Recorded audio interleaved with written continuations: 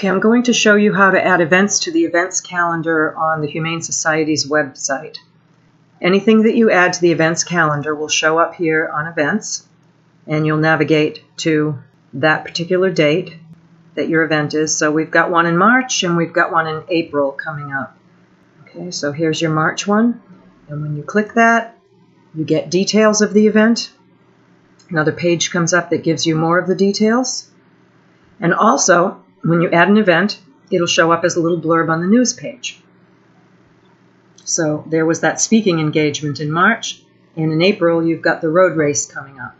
So here's how you do that. By now you've been given a username in WordPress in the administration section, and your role right now is author, and that's kind of an entry-level role so that it doesn't allow you to do anything that could harm the website right now while you're learning. So this is what you would see when you first log in. You'd come to a dashboard, and this menu on the left are all of the things that you can browse through, and I encourage you to just look through those things, and if you have questions, ask them later, but just become familiar with this so far. But for today, we're going to be focusing on the events section, and this is where you're adding something to the calendar. Before we get into that, though, let me just talk to you a little bit about the posts section. Remember, I just showed you the calendar of events, but I also showed you the news page where your events showed up. Let's say you wanted to put some news on the website, but it wasn't an event. You wanted to say, we need fosters for an emergency situation for a particular pet, and you want to reach out to the community. So it's not really an event. You're just asking for help, or you're putting a news blurb there. You do that in a post, and so that's even simpler. You're adding a post there. You can look through that and try that out afterwards. There's not too much harm you can do.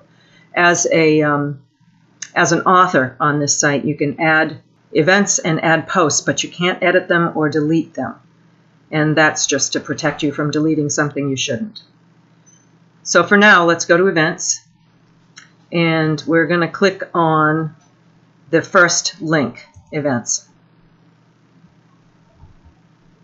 So when you click that link, you arrive at this page, and it shows you a list of all of the events that have been previously created.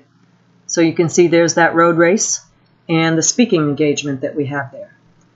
So now you want to add a new one. So you can do that either on this page by clicking Add New, or you can go straight to the link on your menu which says Add New. Both of them bring you to the exact same spot. So I'm going to click Add New. And let's just take a quick glance at what we're going to add here. So obviously we're going to add a title. We're going to choose the date and time. We're going to add a description. If there's a price to your event, you'd add it there. If you have an organizer, you can either add them or find one if they're already in a database here. Same goes for venue. You can add a venue or find a venue. When we click this, you can add an address in it, which will result in putting a map on your event as well.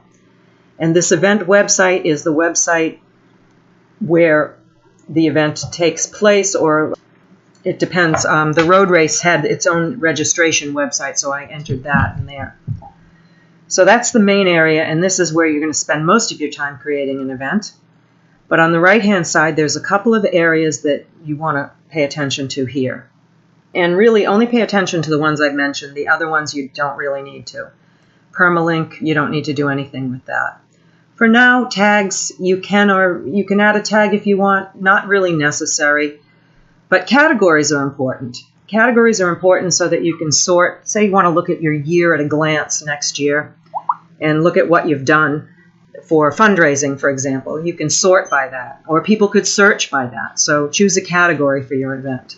I've entered in some categories that I think would be useful to you. I just want to caution you against adding new categories quite a bit, because these require some thought if they're going to be effective. Each one should be very unique. Okay, the other area you want to pay attention to is featured image, and I'll show you why. If we go back to the website and we go to the news page, okay, over here is your featured image. If you don't add a featured image, you've got a big blank area and your text moves over. So for the sake of it looking nice, Try to add a featured image if you can. And that's basically it. Oh, except for discussions. I would say that unless you want a lot of headaches, do not allow comments. A lot of times, things like this, people will ask you questions that are already answered right in the post. And it could take a lot of time. And if you don't answer them, then they get irritated, and it's just best to not allow comments. And under your event options, I wouldn't pay much attention to this right now.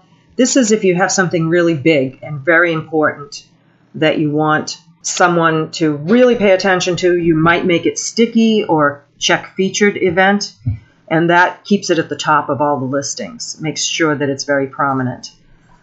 So let's just go straight to creating something. So let's call this a cat adoption fair.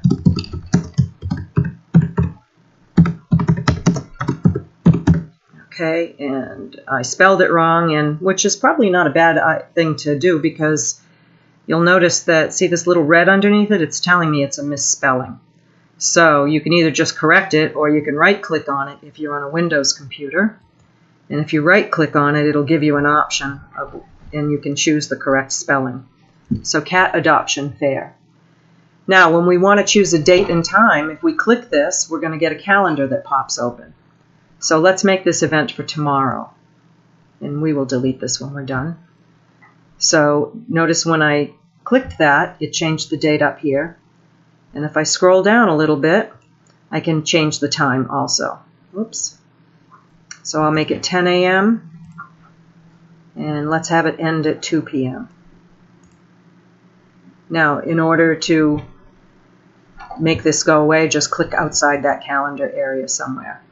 And that goes away, and now your date and time is in here. So now a description is very important. You want to make sure that you give all the details here. This is the place where you can enter the most amount of text. So in order to save time in typing, I'm just going to paste something that I copied from the home page. Okay, and that was basically your little About Us section on the home page, which, you know, doesn't make sense for this, but it gives you an idea of what a paragraph can hold and how your window expands. And, you know, there may be much more information that you want to add than this. If there's a price, you can add it. If there is no price, if there's no cost, or it's a free event, just leave it blank and it will come up as free.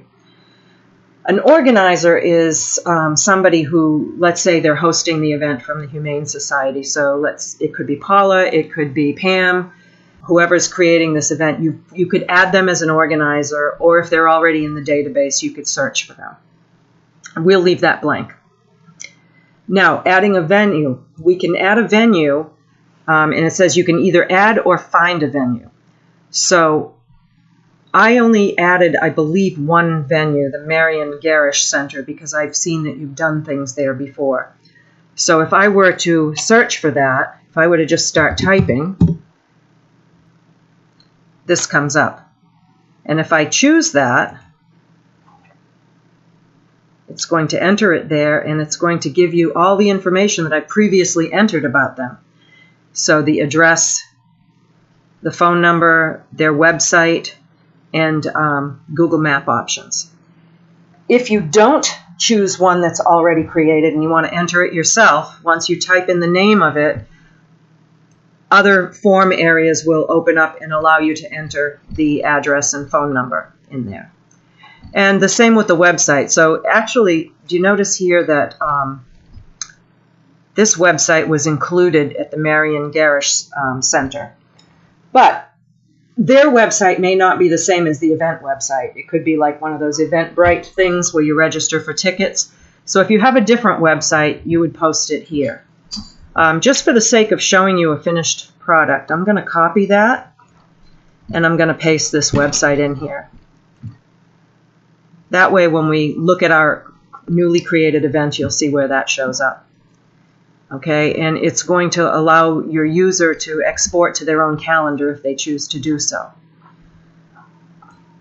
For now, I wouldn't worry about this section. You might add an image if you think people might share on social media, but it's not necessary. If you don't add that image, your featured image over here is going to is going to show up for them. Now, sometimes this happens. This switched from document to block. Just if you see this and you don't know where your menus are, click document. It's going to bring them all back. Because remember, we want to pay attention to the menus on this side, specifically the categories. In particular, the categories. So this is a cat adoption fair. So we're going to check that this is an adoption event.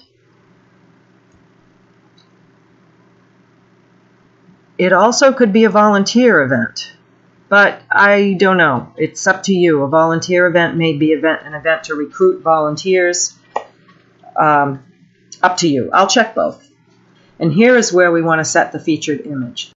And when we click that, it brings us up to our image gallery or our media file. We're going to click Media Library if it's not already selected. And we'll find a picture of a cat that we want to, here, let's add this kitten right here. We click that, you choose Select,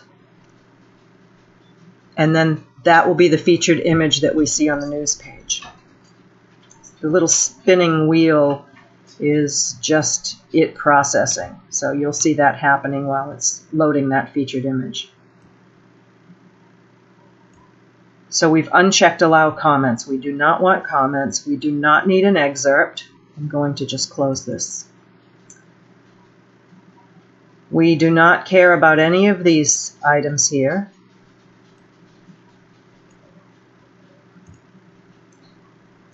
All right. We've chosen our categories, and we are just about ready to publish. So because you don't yet have the ability to edit anything, look this over once or twice more before you publish, unless you know for sure that you can get a hold of me immediately to change something. But, you know, do your spell checking and make sure that you've added everything that you need to add. Your images, you've checked your categories. And when you're sure you have it the way you want it, you click Publish. And notice the first time you're publishing something, I clicked Publish, and then it moved another button. It made me do it again. Are you ready to publish? And it reminds you to double check your settings. So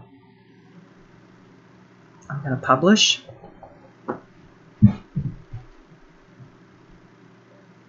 And it says the event is published, and we can either click here to view it, but I already have a window open. So I'm just going to go over there to the news, and I'm going to refresh this page. And the cat adoption fair appeared right here with the little kitty that we selected. Okay, and now if we go over to the events page, it will show up on the calendar for tomorrow. And there it is. And if we click the link, we will get the detail page. And you can see this is the text in our description. This is the address that it will be held at, the date and the time. So that's basically it.